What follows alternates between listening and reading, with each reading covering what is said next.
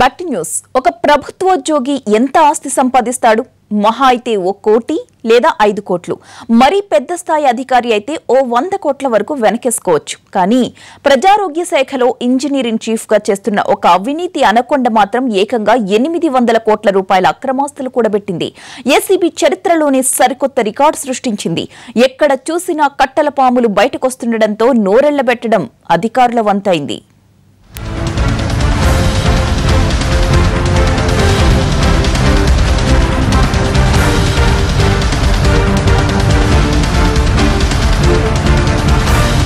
అతడు ఉన్నతోద్యోగి, ప్రజారోగ్య శాఖలో ఇంజనీరింగ్ చీఫ్. కానీ అతడికే అనారోగ్యం పట్టుకుంది. అక్రమ సంపాదన అనే రోగం వచ్చింది. అంతే, అడ్డదారి పట్టాడు. కోట్ల రూపాయలు అక్రమంగా సంపాదించాడు. ఏసీబీ అధికారులు దాడి చేయడంతో సుమారు 800 కోట్ల రూపాయల ఆస్తులు లెక్క తేలాయి. అయితే ఆ లెక్క ఇంకా పెరగొచ్చంటున్నారు అధికారులు. ఆంధ్రప్రదేశ్ ప్రభుత్వంలో ప్రజారోగ్య శాఖలో ఇంజనీరింగ్ చీఫ్ గా చేస్తున్నాడు పాండురంగారావు. పెద్ద సారు మీద ఏకంగా సీఎంకే ఫిర్యాదులొచ్చాయి. అంతే, ఏసీబీ రంగంలోకి దిగింది. తెలంగాణ, ఏపీలో 14 చోట్ల ఏకకాలంలో దాడులు చేసింది ఏసీబీ. 2 రాష్ట్రాల్లో 18 జిల్లాల్లో భారీగా అక్రమాస్తులున్నట్లు నిర్ధారించింది.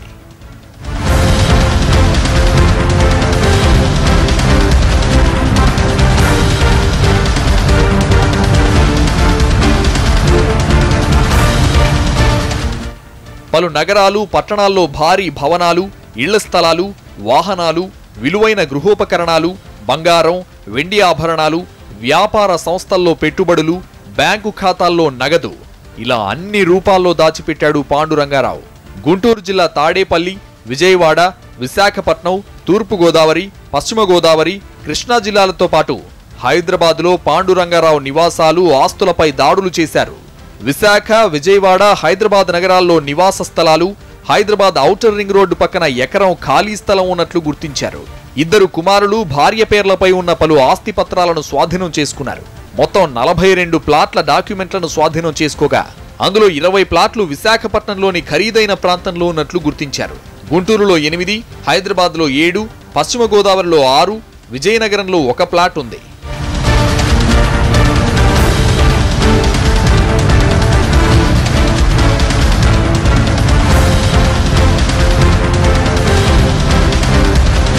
హైదరాబాద్, విశాఖపట్నం, కృష్ణా జిల్లా కొచ్చెర్లలో 3 ఇళ్లు, హైదరాబాద్లో ఎకరం వాణిజ్య భూమి, ఉభయ గోదావరి జిల్లాలతో పాటు కృష్ణా జిల్లాలో 24 ఎకరాల వ్యవసాయ భూమి, విశాఖ ఆరోగ్య నగరంలో అశ్విని ఆసుపత్రి నిర్మాణానికి 4 కోట్లు పెట్టుబడి, సౌర విద్యుత్ ఎంటర్ప్రైజెస్ లో 66 లక్షల పెట్టుబడి పెట్టినట్లు ఏసీబీ అధికారులు నిర్ధారించారు.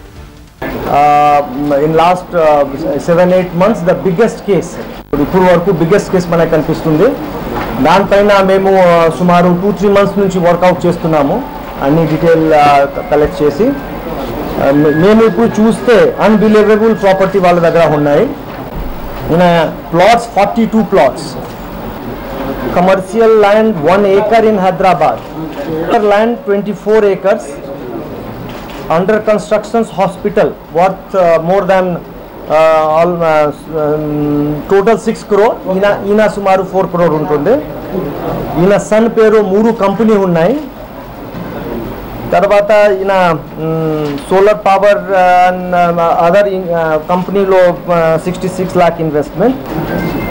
విశాఖపట్నంలో వాళ్ళకి 20 plots ఉన్నాయి. డీటెయిల్ మీకు ఇస్తాను. దానికి వాల్యూ సపోజ్ ఒక మధుర్వాడ ఏరియా మీకు తెలిసే ఉంటుంది. మధుర్వాడ ఏరియాలో 350 స్క్వేర్ యార్డ్. సో దీంట్లో మార్కెట్ వాల్యూ 24,000 చూపిస్తున్నారు. But this will be more than 6 lakh, అంటే మోర్ దాన్ 20 times అదే, more than 20 times. But so far this is the biggest case we have. Pandurangarao ఇంటి నుంచి 9 లక్షల నగదు, 25 లక్షల బ్యాంక్ డిపాజిట్ పాస్ పుస్తకాలు, బంగారం బిస్కెట్లు, నాణేలు, ఆభరణాలు ఏసీబీ సోదాల్లో బయటపడ్డాయి. మరో 9 కేజీల వెండి వస్తువులు లభించాయి. ఇందులో ఎక్కువ సంఖ్యలో వెండి ప్లేట్లు, గ్లాసులు ఉన్నాయి. ఏసీబీ చరిత్రలో ఇంత పెద్ద మొత్తంలో పట్టుబడ్డం ఇదే తొలిసారి.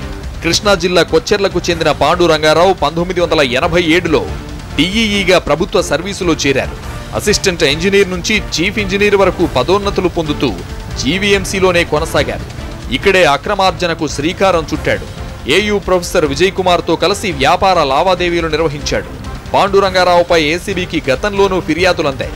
అయితే ఈసారి మాత్రం సుమారు 3 నెలల పాటు పక్కాగా స్కెచ్ వేసి ఈ సారుగారి అక్రమాలను బయటపెట్టారు అధికారులు.